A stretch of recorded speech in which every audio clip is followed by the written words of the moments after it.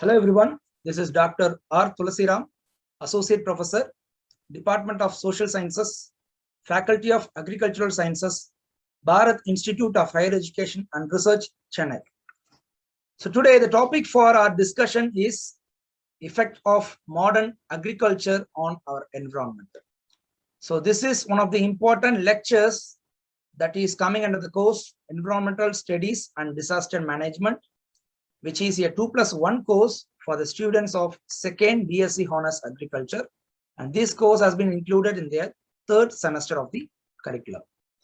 This course has two parts. The first part is environmental studies and the second one is disaster management. In the first part, environmental studies will be dealing with the different concepts in environment, different aspects in environment, and also different terminologies that is related to environment. Say for example, pollutions, etc. And out of all these topics, one important topic is the effect of our modern agriculture practices on our environment. So let us move on to the topic. First of all, before going deep into the topic, we should understand some of the basic things about our agriculture. In general, this is not specific to the old age agriculture, or it is not specific to the modern agriculture. This is just agriculture in basic. So as we all know, agriculture is an art, science, and industry of managing the growth of plants and animals for our human use. So we make use of not only the crops that we harvest from the piece of land, but also we make use of the animals that we rear in our farm. So we make use of both the plants and animals for our personal use. And agriculture, it includes lots of processes, out of which important things are, we are preparing the soil for cultivation of different crops and we harvest those crops. We do breeding and we also raise livestock, dairying business, and forestry. That is, we grow forest trees, which is having lots of commercial uses. And in broad category, this agriculture is of two types. First is traditional agriculture, and second one is modern or much civilized, much industrialized agriculture. And traditional agriculture is the age-old practices that people followed in agriculture, that is before, Green Revolution or Industrial Revolution, etc. And modernized agriculture, that is what we practice now, and of course for the past maybe 15 years or 10 years of time. So first, out of the two topics, we will deal with the traditional form of agriculture. So traditional agriculture is normally, it was powered by human beings and also with the help of animals. So if you take any cultivation practices, starting from land preparation or a preparation of soil, which is found to be conducive for cultivation of any specific crop, we make use of ourselves, and also with the help of animals, we did all these practices in the traditional agriculture. And it was non-motorized machines, hand tools, horses, oxen were used to complete any jobs that has been carried out inside a farm. And traditional farming was in place until the Industrial Revolution introduced, which is a motorized farm vehicles and machines have been used in that. So this is with respect to traditional agriculture. Whereas on the other side, if you take modern agriculture, where it makes use of hybrid seeds of single crop variety, technologically advanced equipments, fertilizers, pesticides, and water to produce large amount of single crop, right? So what happens, we concentrate much on a particular crop, we concentrate very deep about a particular crop in terms of its yield, etc. So when you take much efforts over a particular crop, what we need to do, we need to introduce some technology into that particular crop with respect to the genetical modifications that we make, or technological improvements that we give into the cultivation practices of that particular crop, etc. So we produce hybrid seeds of any crop variety, or we introduce some technological improvements, and we also start producing fertilizers, and we are using the same for cultivation practices which contains chemicals, and pesticides also we use it to get rid of these pest attacks in the cultivation of crops. And water also, we have started using more water, and of course it is found to be scarce in our country. It is one of the scarce resources of our country, for which we need to introduce lots of technologies to conserve water and also to use optimum quantity of water for cultivation practices. So these are all different technological that we have started to introduce in our recent form of cultivations, and that is why it is called as modern agriculture. Right. Just for a comparison, when we compare this traditional with modern form of agriculture, in traditional there were small forms, and modern it are large and small forms. It is polyculture in tradition, but whereas in modern it is monoculture. We keep on using the same crop. The heterogeneous germplasm in traditional and uniform varieties and hybrids in modern agriculture. They have used little fertilizers. I mean, the chemical usage was so meager in traditional form of agriculture, whereas now it is extensive use of those fertilizers, pesticides, and of course, in general chemicals. And minimum tillage during, in the form of traditional agriculture, the appropriate and timely tillage has been followed in modern form of agriculture. And there were varying period of fallow, and whereas as far as the modern agriculture is concerned, intensive land use has been followed. So these are some of the basic differences between the traditional form of agriculture and modern form of agriculture. Right. So as we have already mentioned in this particular lecture, as we have moved from the traditional form of agriculture practices to the modern form of agriculture practices, there were lots of problems that we have to encounter because of this tremendous change, right? So once we have started to improve ourselves, we need to go behind the technology. When we go behind technology, of course, there will be an after effect because of this usage of technologies, either in the form of improved seeds, improved fertilizers, menus that we use, chemicals that we use inside our field. All these things will definitely have an impact, irrespective of whether it is a negative or a positive. Definitely will have an impact. But here in this particular lecture, as we have mentioned, it has an effects of modern agriculture in environment. We will be dealing only with the negative points. What are the effects these modern agriculture causes? And one of the important things that has to be included inside our modern agriculture is the fertilizer usage, right? So it is used as a manure that gives a good nutrient to the soil, and of course, as a result, to the crop and the yield. So what are the effects of fertilizer usage? That we will see now. The first effect that it causes is micronutrient balance, right? This modern agriculture uses various chemical fertilizers that contains nitrogen, phosphorus, potassium, that is NPK, which are macronutrients. So what happens when we use macronutrients like this? No, it creates a micronutrient imbalance in our soil. An example I can tell you, the effect of fertilizer usage in our country. Due to the use of fertilizers in Punjab and Haryana region of India, it causes deficiency of micronutrients, that is zinc, thereby affecting the productivity of soil. Productivity is for every given unit of land, that is per acre of land, the production will keep on going down. That is, production per unit area will be kept low because of the micronutrient imbalance, or you can call it as deficiency of zinc micronutrient in our soil. So there were lots of studies have been conducted in the same topic of concern.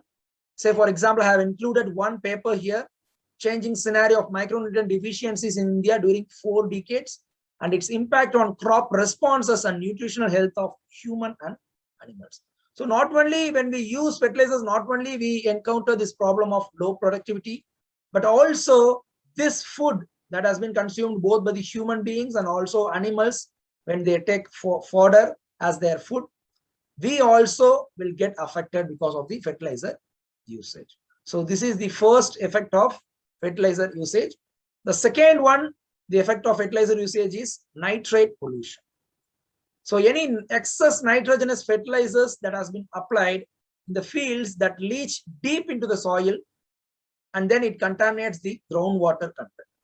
So if the concentration of this nitrate pollution in drinking water, that is the water that we consume, if it exceeds 45 milligram per liter, it leads to a fatal condition in newborn babies. Now, newborn babies are normally getting affected because of this nitrate content in water, drinking water. So this condition is termed as blue baby syndrome. And the sources of nitrate, it is not only from the agricultural sources, but also it is so natural sometimes from the atmosphere, or sometimes it may be from the source of animal manure. And these animal manure, agricultural sources and natural sources or direct sources that is getting added with the water, and in turn it pollutes the water. These are the three reasons. Apart from these three reasons, three sources of nitrate, another two sources are sewage or septic waste from the household consumptions, and also nitrogen based fertilizers that we use, that also will leach into the groundwater, and thereby it contaminates the drinking water and it is getting polluted. So these are some of the sources of nitrate, and this nitrate causes nitrate pollution. And as I told you, it affects the newborn babies, and the newborn babies getting affected will be, that condition is called as blue baby syndrome. So let us see about this cause of nitrate pollution, that is blue baby syndrome. The babies that are getting affected by this kind of syndrome, they will be having two symptoms. Majorly, they will be having two symptoms. They will have lethargic eyes, that is so fluffy, slow, very tired looking eyes. Okay. And they will also have pale or blue skin color. So here and there, their body will have blue color, tinted blue color symptoms. So this is the major cause, major effect of fertilizer usage, and very particularly it is the effect caused by nitrate pollution by applying fertilizers. And the third effect of fertilizer usage is very important terminology concept called eutrophication, right? So it is the application of excess fertilizers that causes this, and in the fields it leads to wash off the nutrient loaded water, right? So what happens? So when the excess fertilizer is being applied in the field, the nutrient will get added into the water, that loaded water, that will go to the nearby lakes and causes overnourishment. That is, that particular area where the waters are getting pooled together, that area will have more than enough nutrients. That is overnourishment. And this is called eutrophication. You can have some algal blooms in those areas. You can see the growth of algal blooms, right? So this eutrophication causes the lakes to be attacked by algal blooms. You can see in this picture, not only in this form, it is available in all the other forms also. You can even take it the form of gel also. So these algal blooms use nutrients rapidly and grows fast. So these algal blooms are in want of nutrients, and this water which is getting loaded with enough nutrients, that gives enough nutrient which is required by these algal blooms. And algal blooms, by taking these nutrients which is required for their growth, it takes it and it grows fast. Their life is of course short, but they die and pollute water, thereby affecting aquatic life in the lake. Even though it doesn't cause any damage as it is very short living, but still it contaminates the water, and thus it causes some severe problems, health issues with the aquatic life which is dependent on these kind of lakes. So this concept is called eutrophication. It is one of the important effects caused by fertilizer usage. Right. So second effect of agriculture to the environment is the problems caused by using pesticides.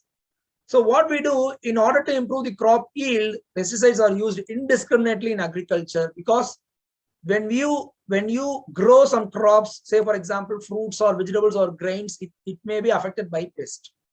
So when the pest eats away some part of the grains or fruits or even sometimes grains, fruits or vegetables, what happens? Some part of the product is getting wasted. That is, the yield will come down because of these pest attacks. So it is indiscriminate. We cannot avoid this usage, pesticide usage in agriculture. So it is so indiscriminate that we are going for it. And the pesticides are of two types in general. That is first generation pesticides.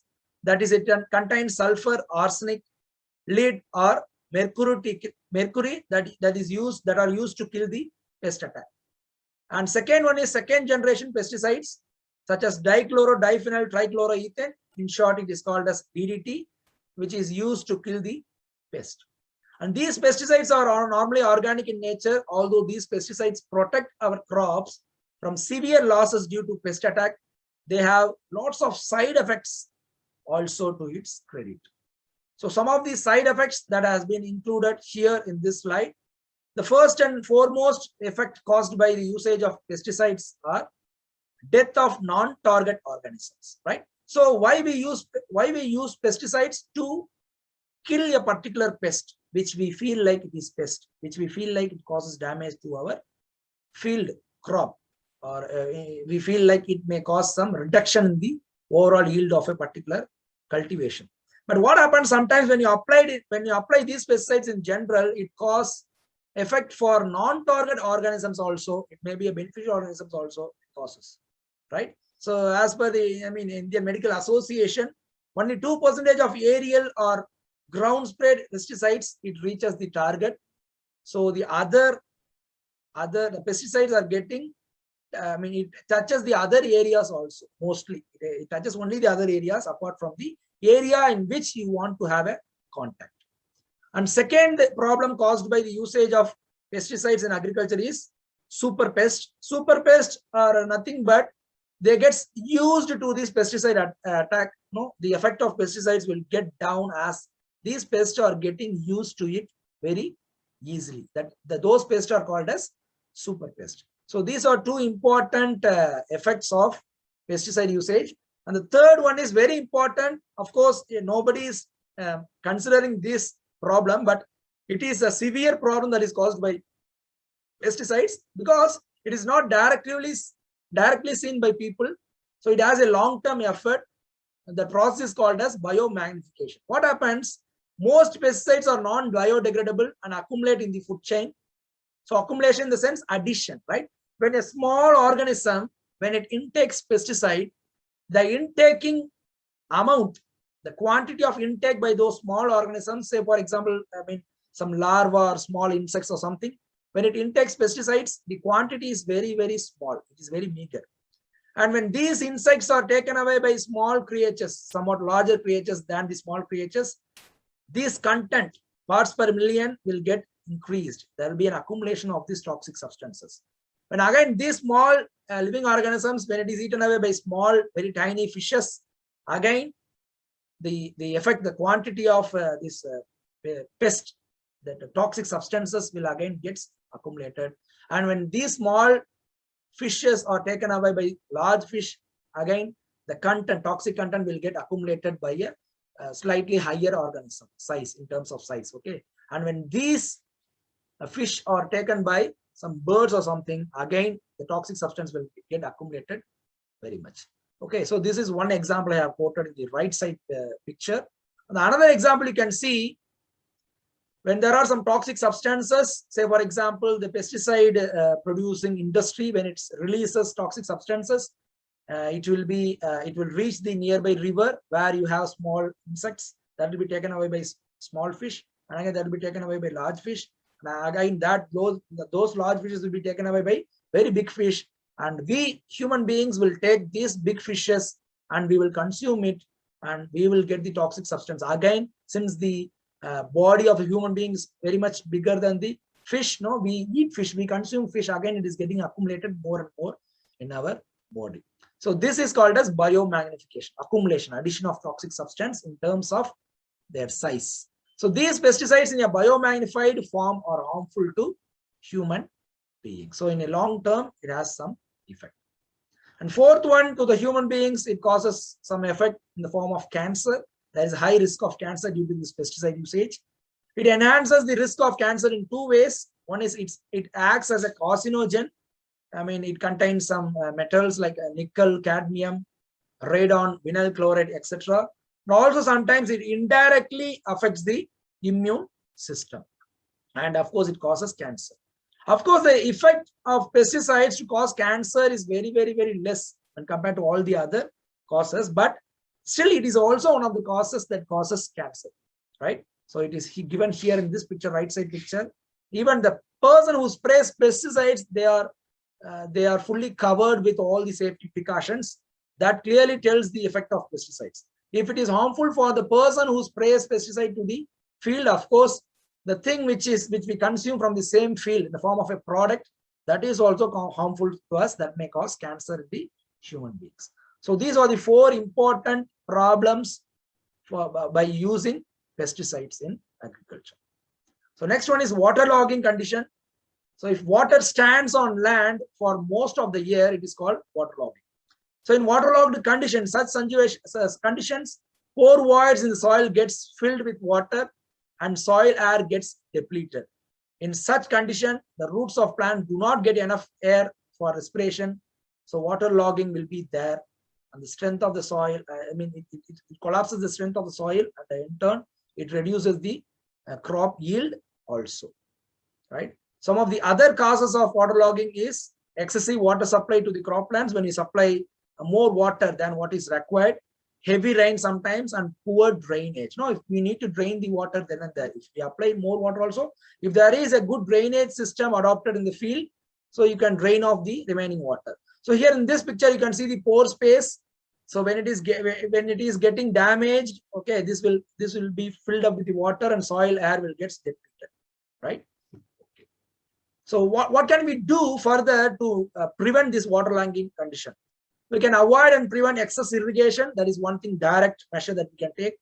If we irrigate more also, the other option is we can go for subsurface drainage technology, where we can, in the second picture you can see, so you can drain off the extra water through the subsurface facilities that we have made, that will drain off the water, excess water from the field.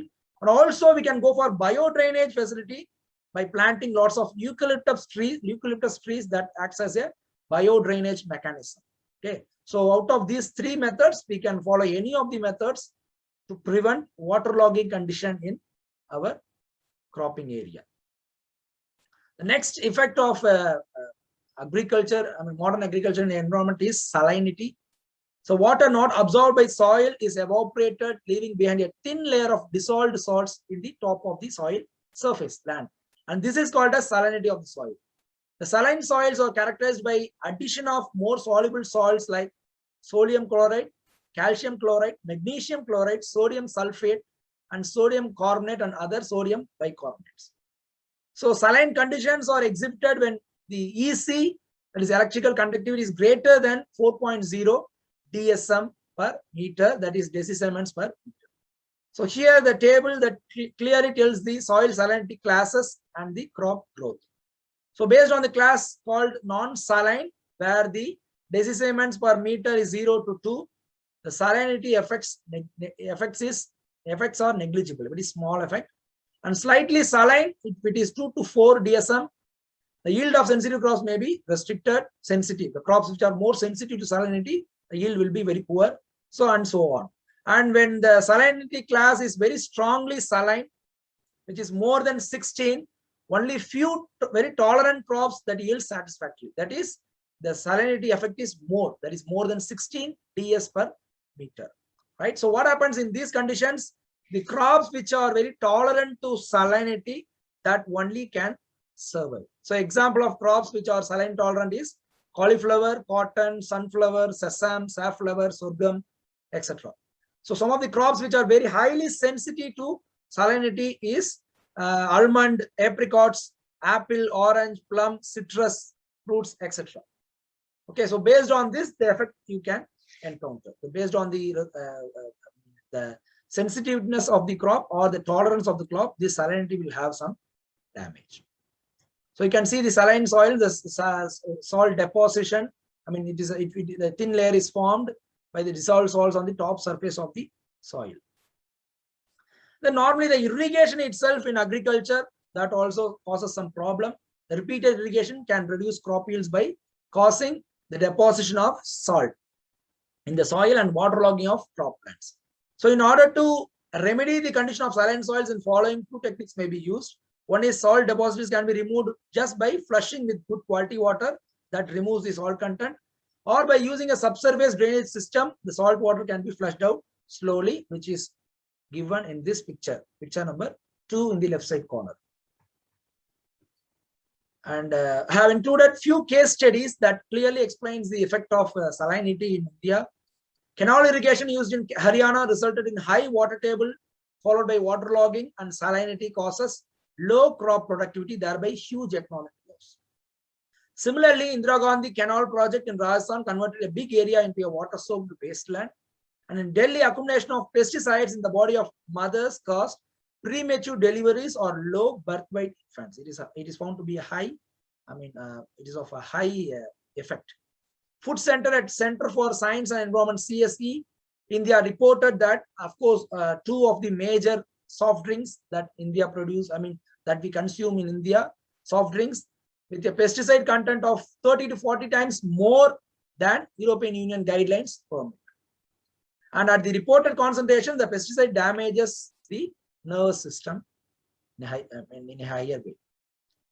So next, we not only agriculture, they use all these things, all these conditions not only damages the environment, but also we depends on energy sources. Any property which can be converted into work that can be called as energy, and it is defined as a capacity to the work. We use solar energy, hydro energy, wind energy, for which we making use of the natural resources, and of course we suck some naturally available resources.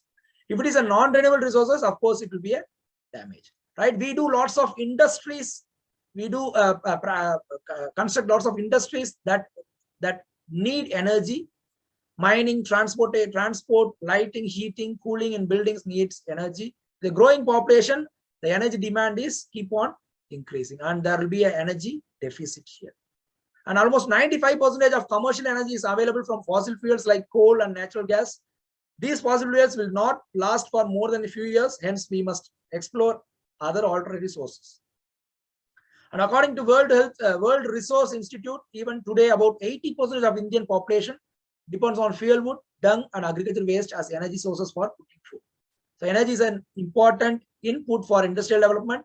It is produced from commercial sources like coal, petroleum, hydroelectric schemes, as well as from non-commercial sources like cow dung, fuel wood, and agricultural wastes.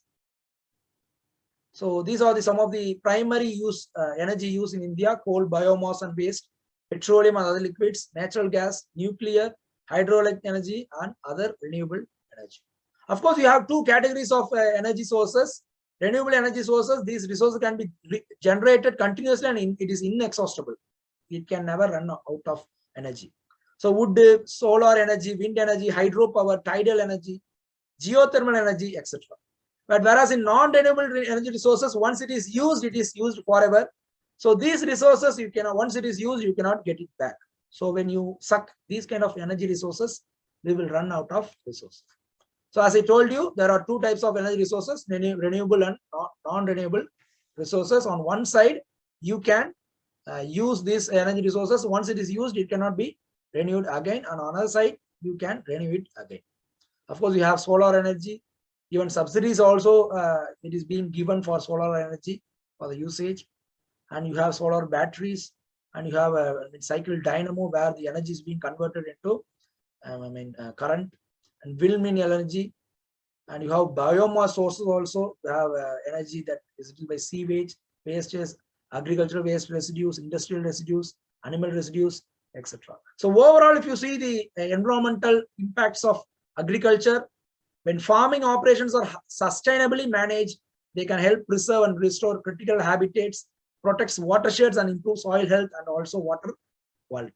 So whatever that we do in our environment, whether is it for a household consumption, whether is it for a need of energy source, whether to run an industry or factory, whatever it is you want, if you want to produce anything, whether you use it for agriculture purpose, you have to use it in sustainable way.